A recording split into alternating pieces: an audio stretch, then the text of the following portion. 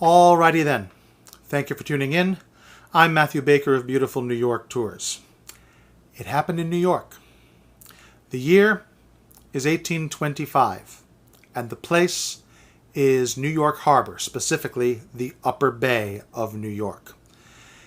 Imagine that you are there, watching a brand new steamboat, when steamboats were a new thing, a new innovation, come chugging down the Hudson River.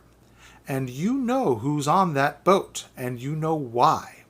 It's the governor of your state, DeWitt Clinton, and he is carrying 2 buckets of water for a ceremony that you do not know is going to be quite as important as it turns out to be. We're talking about the wedding of the waters. The 2 buckets of water are from Lake Erie, and they are going to be poured into the Upper Bay of New York. The symbolism will be lost on no one, but the importance, that remains to be seen. The buckets of water from Lake Erie are being poured into the bay to celebrate the opening of the Erie Canal. The Erie Canal, to my mind, is the most important innovation in New York City's history.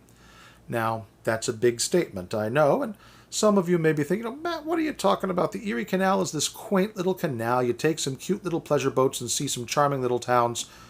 Well, yeah, now, today. But in 1825, the Erie Canal was all about business. If you look at a map of 18th century America, New York should not be the great commercial and financial hub that we are. We're cut off from the heartland by the Appalachian Mountains. Today you just drill tunnels through the mountains, but it was a pain going up one mountain, and down the next.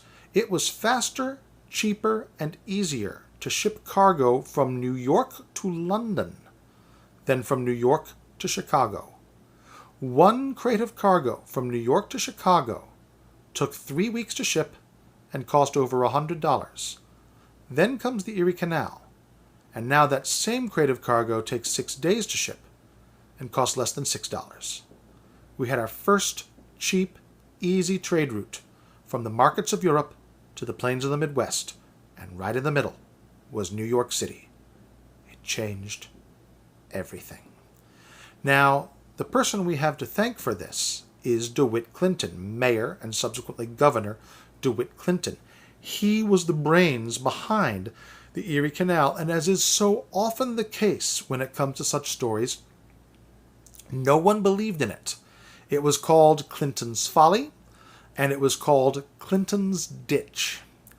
And DeWitt Clinton financed the Erie Canal with investments from businesses and politicians along the canal route by promising them that they would make money if they did it. And they bought it, and everyone's life got better for it, because we are talking about a time long before interstate highways. We are talking about a time when water travel was invariably faster, safer, and easier than travel by road, such as roads were. DeWitt Clinton was not only the genius behind the Erie Canal, he was also the genius behind the grid system of streets in New York. The north-south avenues, the east-west streets all cut across by Broadway at an angle.